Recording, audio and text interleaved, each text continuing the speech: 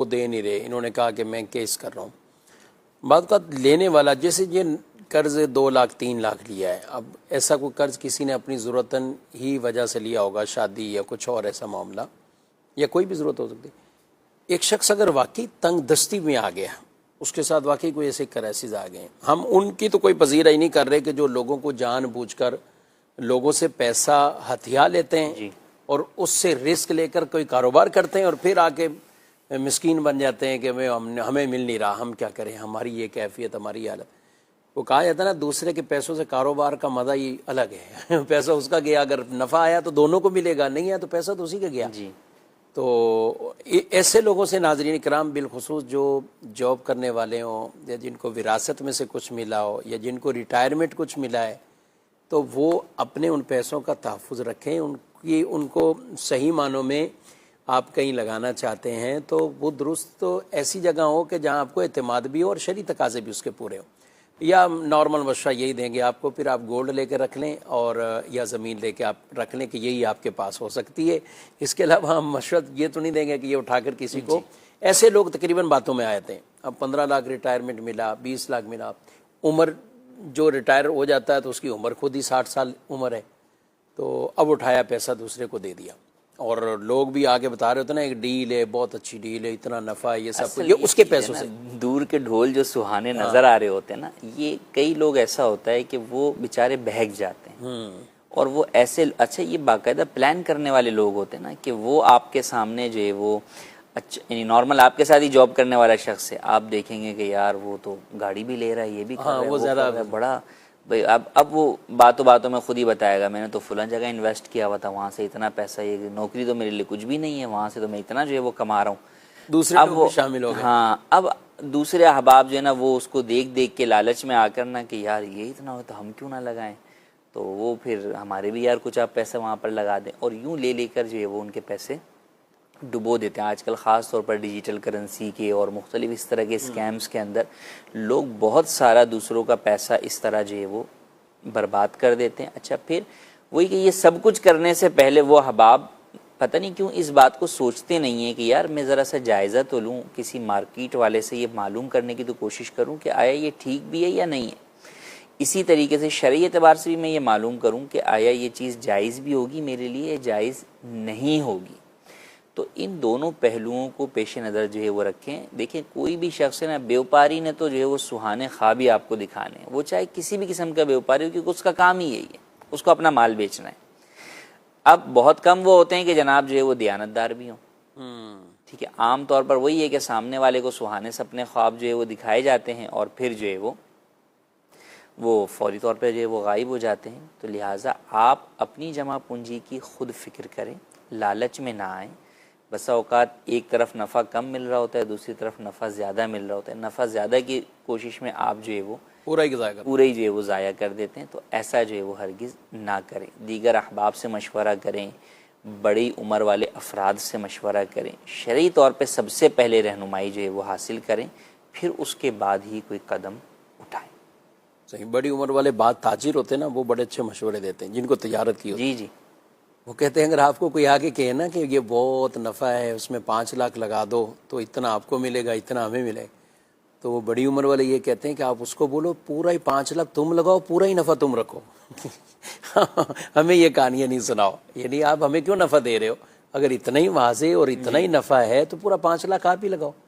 वो कभी ही नहीं अपनी प्रॉपर्टी सेल करके उस काम में लगाएगा, लेकिन दूसरों के पैसे, वह दूसरों की प्रॉपर्टी भी सेल करा कर वो इसमें कर देता है और बाद धोखे में मुब्तला कर देता लोगों। अच्छा, चले मुख्तसरन जो वो वाला केस, यानी तंग दस्ती वाला, अगर कर्ज लिया और तंग दस्त हो गया तो अब क्या करें? देखिए, तंग दस्त है तो जैसे मैंने कहा कि कुरान करीम में भी हुक्म इरशाद फरमाया गया कि तंग दस्त को मोहलत दें। जी, हदीस पाक में भी है कि जनाब ऐसा करने वाला शख्स जब मोहलत देता है तो उसे रोज़ाना उतनी रकम सदका करने का सवाब मिलता है। तो बिल्कुल आपके पास भी गुंजाइश है, सामने वाला भी जो है वो तंग दस्त है, तो बिल्कुल उसे मोहलत देनी चाहिए। अच्छा, इसके अंदर भी ये कि आप उस चीज़ को लिमिटेड करें। जैसे इन सवाल में भी था, उसने कहा मैं कुछ कुछ करके आपको देता रहूँगा, कब दूंगा, कितना दूंगा, ये कोई पता नहीं, कोई नहीं पता। अब इसी पे झगड़ा होता है, वो कुछ कुछ में 1 रुपया आपको दे दो रोज़ाना तो आप ले लेंगे, नहीं लेंगे आप। तो इसलिए इन चीज़ों को पहले ही वाज़े कर दिया जाए कि भाई हर महीने इतने इतने रुपए जो है वो वापस करेंगे आप। तो इस तरह वाजे करें, और बहरहाल सामने वाला अगर तंगदस्त है और आपके पास भी गुंजाइश मौजूद है तो फिर आपको चाहिए कि आप जो है वो उसे मोहलत दें, सामने वाले मुसलमान की खैर खाही जो है वो इस मामले में करें। बहुत ज़्यादा वो तंगदस्त है और आपके पास वसअत है कि आप मुआफ़ कर सकते हैं तो आप मुआफ़ भी जो है वो कर सकते हैं, उसका आपको जो है वो सवाब मिलेगा। अलबत्ता कई लोग ऐसे वक्त में जब सामने वाला बहुत तंगदस्त हो ये सोचते हैं कि यार जो इसके पास रकम है हम उसकी अपनी ज़कात में जो है वो कटवा लें। जी, ऐसा होता है। तो देखें ये दुरुस्त नहीं है कि आप उसको मुआफ़ कर दें तो आप समझें कि मेरे ऊपर अगर 4 लाख की ज़कात थी और मैंने उसे 4 लाख दिए हैं तो मेरे 4 लाख अदा हो गए। ज़कात अदा हो गई, ये दुरुस्त नहीं है। उसका जायज़ तरीक़ेकार ये है कि आप 4 लाख रुपए उसके हाथ में दें अगर वो मुस्तहिक़ ज़कात है कि ये लें भाई ज़कात के। यानी ये भी उसमें देखा जाएगा, ये नहीं देखा जाएगा मेरा कर्ज इसके पास है, मुस्तहिक़ ज़कात। मुस्तहिक़ ज़कात हो वो, यानी कर्जा तो 3 लाख है, 4 लाख, अब उसके पास पूरा प्लॉट पड़ा हुआ है, ये है वो है, इजाफी कैश नहीं है उसके पास कि वो आपको वो पैसे दे। ज़रूरियात ज़िंदगी के अलावा उसके पास अगर 52.5 तोला चांदी की मालियत के बराबर जो है वो माल मौजूद है तो आप उसे ज़कात नहीं दे सकते। इसी तरह बसा औकात वो सയ്यद और हाशमी होता है तो उसे आप ज़कात जो है वो नहीं दे सकते।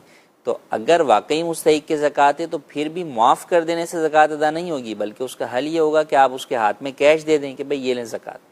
सही। अब वो जब कब्जा कर ले तो अब आप उसे कहें कि आप मेरे पैसे जो आपकी तरफ निकलते हैं वो आप अदा कर दें। वो उन्हीं पैसों को हाथों हाथ ही उसको लौटा दे कि ये ले भाई मैंने आपके पैसे जो है वो आपको अदा कर दिए। तो इस तरह आपको आपका माल भी मिल जाएगा और मुस्तहिक़ भी जो है वो कर्ज़े से आज़ाद हो जाएगा और आपकी ज़कात भी अदा हो जाएगी।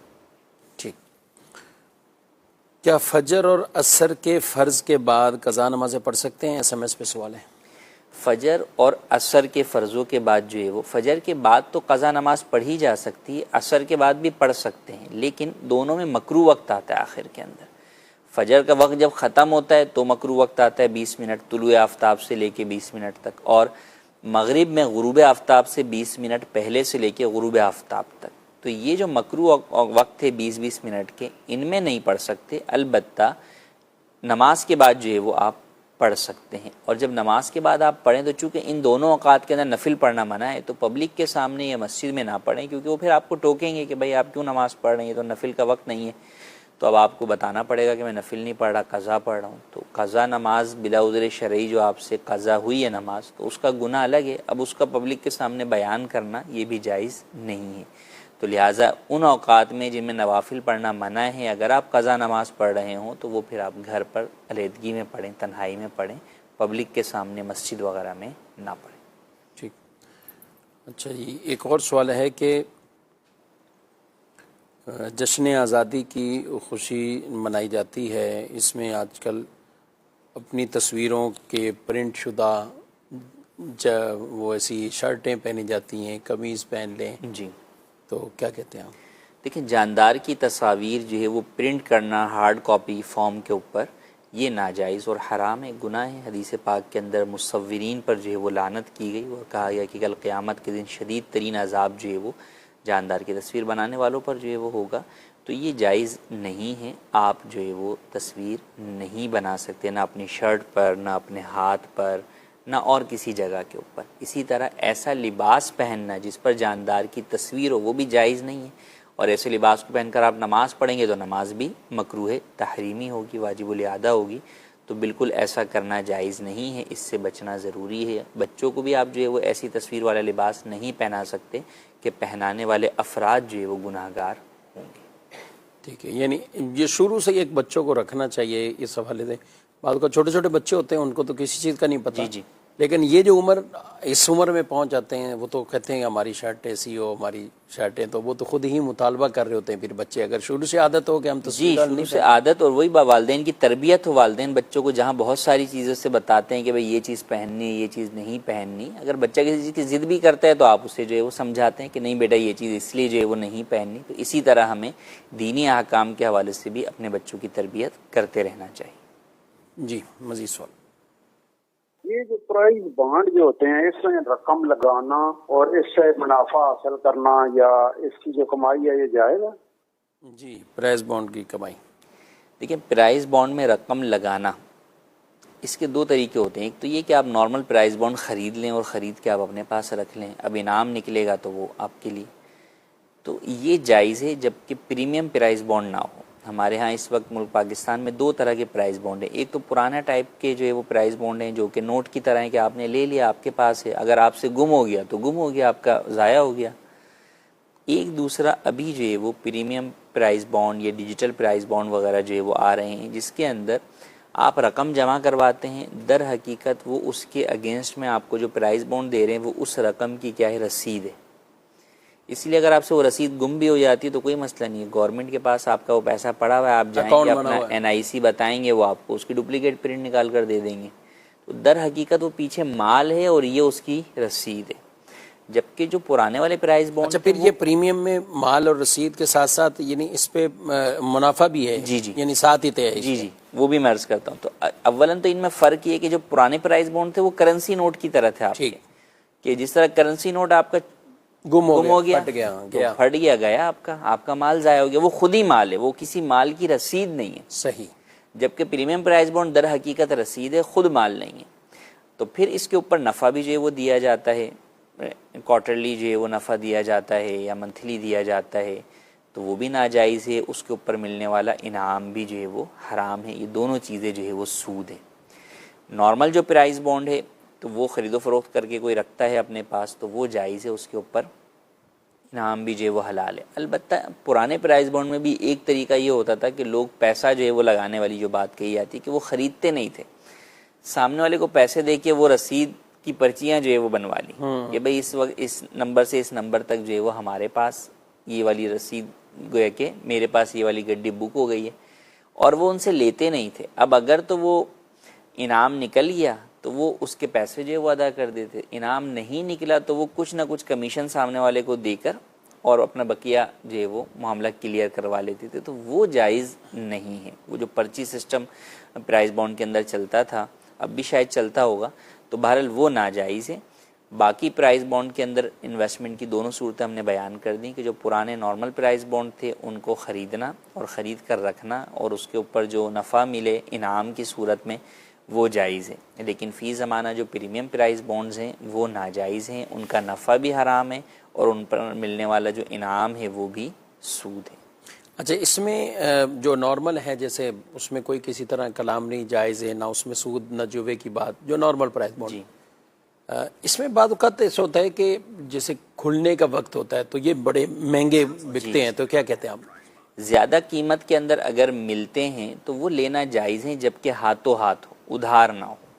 हाथों हाथ, हैंड टू हैंड आपने गए, मिसाल के तौर पे वो 1000 वाली गड्डी है और वो 1100 की जो है वो मिल रही है, तो वो लेना आपके लिए जायज़ है, उसमें कोई शरई एतबार से हरज नहीं है।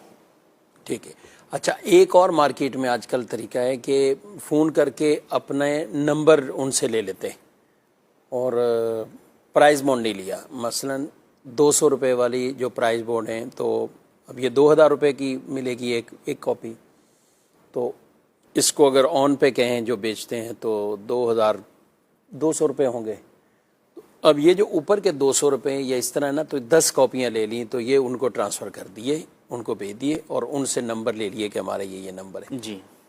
प्राइस बॉन्ड खुलने के बाद ना इसका ना उसका, तो इसमें ये भी नाजायज़ है। ये वही सूरत जो पर्ची वाली मैंने शुरू में बयान की कि ये वही सूरत होती है कि इसके अंदर दर हकीकत ख़रीदो फ़रोख्त नहीं हो रही होती, तो ना ही वो आपके कब्ज़े में प्राइस बॉन्ड जो है वो आ रहे होते हैं, तो वो सिर्फ जो है वो एक उधार वाला मामला भी है। तो दर हकीकत वो सिर्फ जो है वो इनाम के लालच के अंदर जो है वो पैसा डाला जाता है, तो ये जायज़ नहीं है। ठीक जी, मज़ीद सवाल। मेरा नाम मोहम्मद हाशिर है। मेरा ये सवाल है कि अगर कुरान के ऊपर हाथ रखकर अज़म किया जाए कि आइंदा गुनाह नहीं करूँगा, मगर फिर भी गुनाह हो जाए तो इस पर क्या हुक्म है? जी देखिए, गुनाह से जो है वो बचना हर सूरत में ज़रूरी है। अगर किसी शख्स ने सच्ची जो है वो तौबा की, पुख्ता इरादा किया, वो चाहे कुरान पर हाथ रख कर किया या वैसे किया, और बाद में फिर दोबारा उससे वो गुनाह हो गया, तो गुनाहगार है वो, उसके ऊपर दोबारा तौबा करना जो है वो लाजिम है। हाँ, कुरान के ऊपर हाथ रख के सिर्फ कहा तो भी तौबा ही लाजिम है। अगर कसम खाई कुरान की कि मैं कुरान की कसम खाता हूँ कि ये गुनाह नहीं करूँगा, और फिर वो गुनाह जो है वो कर लिया, तो अब तौबा के साथ साथ उस कसम का कफ़ारा भी देना होगा, जो कि 10 मिस्कीनों को 2 वक्त का खाना खिलाना है, या 10 मिस्कीनों में से हर एक को एक सदका फ़ितर की मिकदार देना है। तो यानी ये अगर कसम कसम का के भी- कफ़ारा भी जो है वो लाजिम होगा, और तौबा तो बहरहाल गुनाह की वैसे ही लाजिम है, तो वो अपनी जगह पर लाजिम ही रही।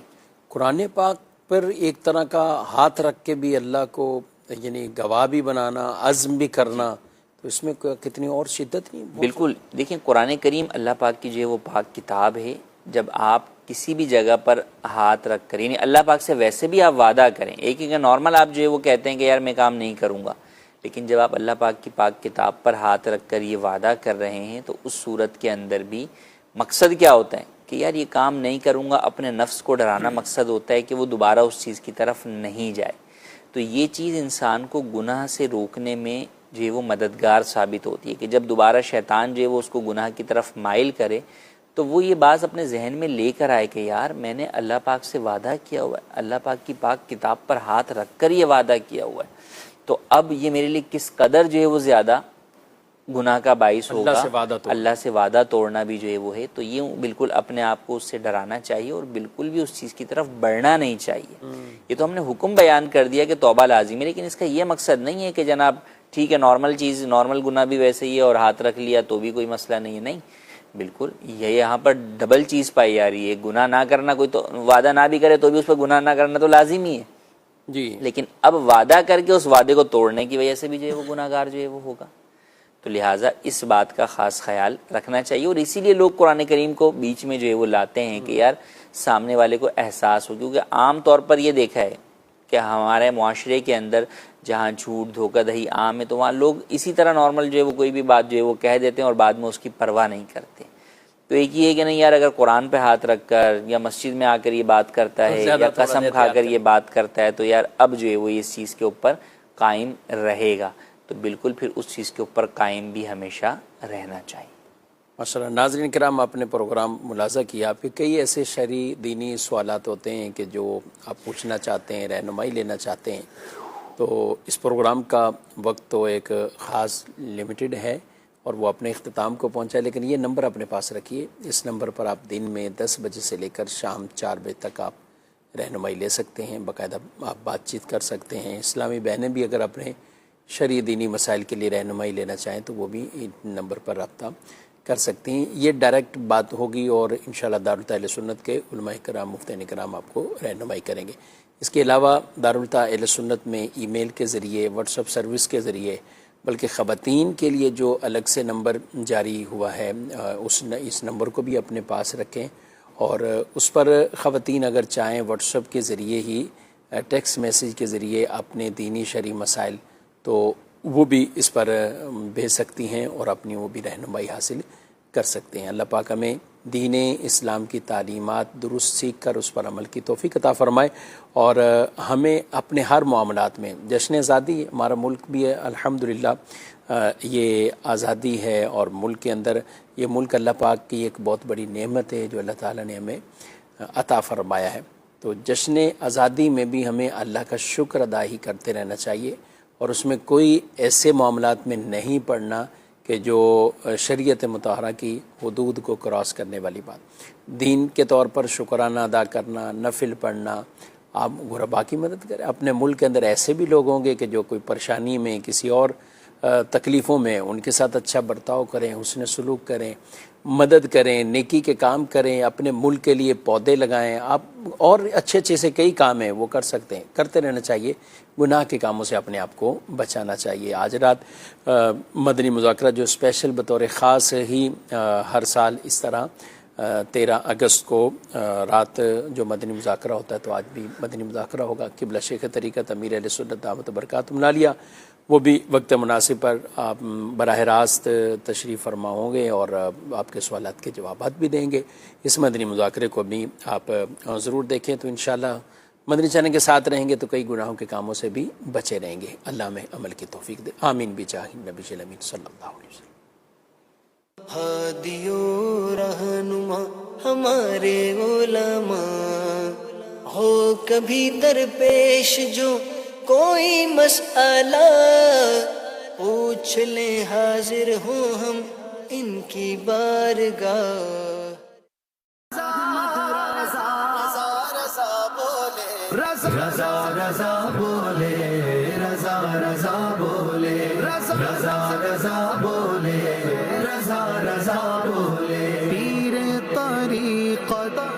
आला हज़रत रज़ा शेख शरीयत आला हज़रत रज़ा आमिल सुन्नत आला